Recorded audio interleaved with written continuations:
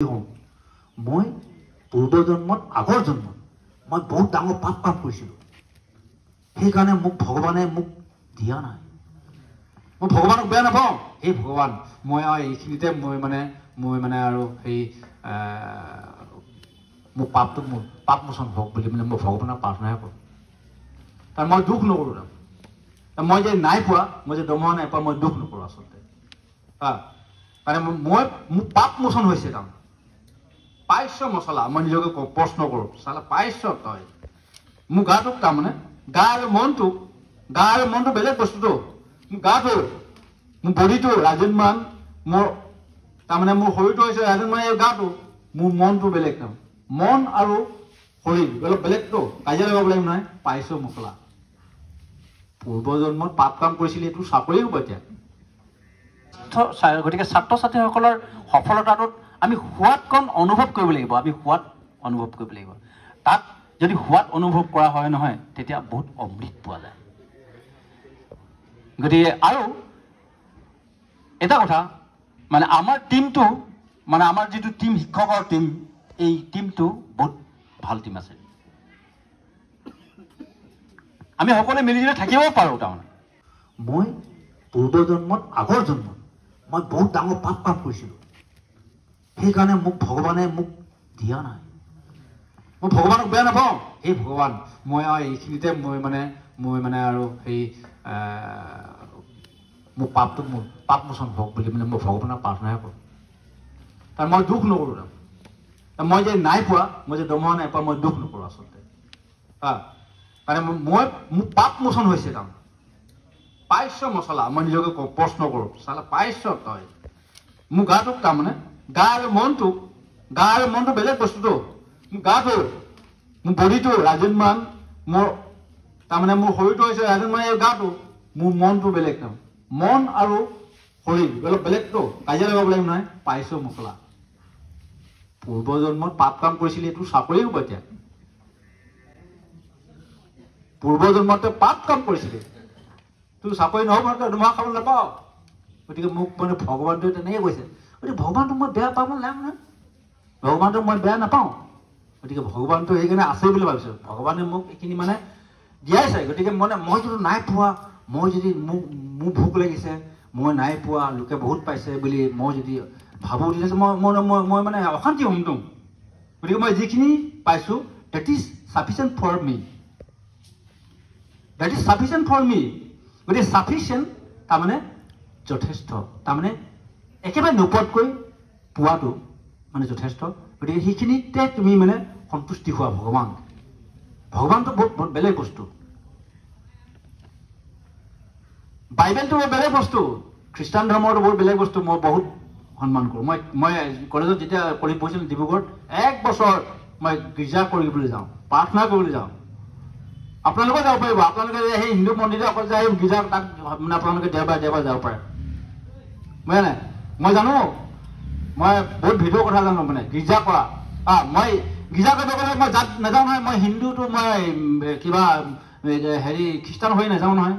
প্ৰাৰ্থনা মই জানো প্ৰাৰ্থনা কেনেকুৱা তাত হয়। গীৰ্জাঘৰৰ ভিতৰত কিমান পবিত্ৰ। এতিয়া হিন্দু কি হিন্দু কবা, সেইকাৰণে খ্ৰীষ্টান ধৰ্মৰ মানুহখিনি বহুত ওপৰত। আকৌ বিশ্বৰ আটাইতকৈ পণ্ডিত বৈজ্ঞানিকসকল কোন? খ্ৰীষ্টান ধৰ্মৰ মানুহ। খ্ৰীষ্টান ধৰ্মৰ মানুহবিলাক বৰ বেলেগ বস্তু। আমি 1,000 টকা পইচা দিলে, টকা 1,000 টকা দি দিলোঁ, 10,000 দি দিলোঁ। তেওঁলোক দান কৰা কথাটো কেতিয়াও নকয়। দান পাত্ৰ আছে। কোনোবাই দান পাত্ৰ তাত প্ৰতি সপ্তাহে দিয়ে। চাওক, আমি নামঘৰত সেই পচকটো, সেই নামঘৰৰ পচকটো, মাহেকীয়া পচকটো 10 টকাও দিবলৈ টান পাওঁ। বছৰত নামঘৰৰ কাৰণে সেই এটিং ধান দিব লাগে, 100 টকা পইচা, তাকো দিবলৈ টান পাওঁ।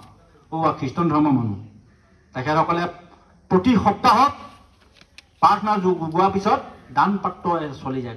কোনোবাই আঙুঠি দি দিব, কিন্তু আঙুঠি দি দিলোঁ বুলি নকয়। কোনোবাই 100 টকা ঠাইত 1,000 টকা দি দিব, কিন্তু মই 1,000 টকা দি দিলোঁ বাপ নলয়। বহুত বেলেগ বস্তু, বহুত ওপৰত। হিন্দু ধৰ্মতকৈ বহুত ওপৰত। আপোনালোকে ভাবিছে বহুত ডাঙৰ আমি হিন্দু মানুহ। Don't think that. তাৰমানে ইংৰাজীত কৈছে ডোন্ট থিংক ডেট।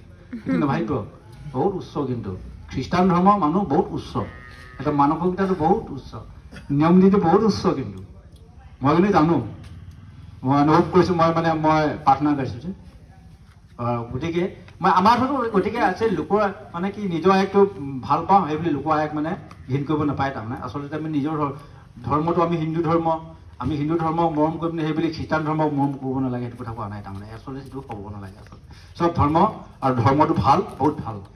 গতিকে সেই কথাটো কৈছোঁ তাৰমানে, আৰু অনুভৱটো কৈছোঁ তাৰমানে, দান পাত্ৰৰ কথাটো কৈছোঁ তাৰমানে। আমাৰ মানে কি আমি হিন্দু মানুহ, আমি অসমীয়া মানুহ, এইবিলাক মানুহে তাৰমানে কি আমি দান বোলা বস্তু আমাৰ মানে ডনেটেড মাইণ্ড নহয়, তাৰমানে আমি দানী নহয় তাৰমানে। কিন্তু সেইসকল ৰাইজ তেনেকুৱা। গতিকে বাৰু যি কি নহওক, অনুষ্ঠানৰ কাৰণে এই সুদীৰ্ঘ 31টা বছৰত কি কৰিলোঁ কি নকৰিলোঁ সেয়া ৰাইজৰ অনুভৱ, অনুভৱটো আপোনালোকে কি পাইছে নাপাইছে আমি এইটো নাজানিছোঁ। আমি কৰিয়েই গ'লোঁ মাত্ৰ। ইয়াৰ পিছতো আমাৰ বিদ্যালয়খনৰ মোৰ যে বিদ্যালয় মোৰ যি কৰ্ম সময়খিনি মোৰ শেষ হ'ল বুলিয়ে যে মোৰ বিদ্যালয়ৰ প্ৰতি এই অনুষ্ঠানৰ প্ৰতি মোৰ দায়বদ্ধ নহয় বা দায়বদ্ধ নাই, মই সেইটো কেতিয়াও নাভাবোঁ। মোৰ দায়বদ্ধ আছে। ইয়াৰ পিছতো মই ধৰি লওক NCC-খিনি মই চলাই আছোঁৱেই ধৰক। যোৱাকালিও ধৰি লওক ডিউটি কৰিলোঁ। আমাৰ ডিপাৰ্টমেণ্টৰ পৰা মানুহ আহিলে, ঠিক এইপিনে মোৰ দায়িত্ব আছে, নথকা নহয়। গতিকে তাৰে মাজতে আমি সকলোৱে মিলিজুলি জীয়াই থাকিব লাগিব। আমাৰ অনুষ্ঠানখনো সুদীৰ্ঘ মই সদায় কামনা কৰিলোঁ।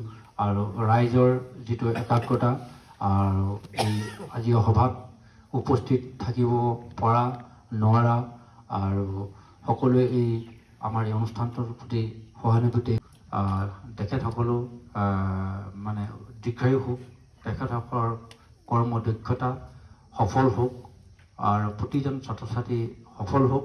মোৰ ছাত্ৰ ছাত্ৰীসকলৰ সফলতাই মোৰ অন্তৰত অমৃত যোগাৰ দিয়ে। গতিকে মই পুনৰবাৰ এইখিনিকে কৈ মোৰ সকলোৰে প্ৰতি মোৰ চিৰ নমস্য হৈ মোৰ বক্তৃতা সামৰিছোঁ। ধন্যবাদ।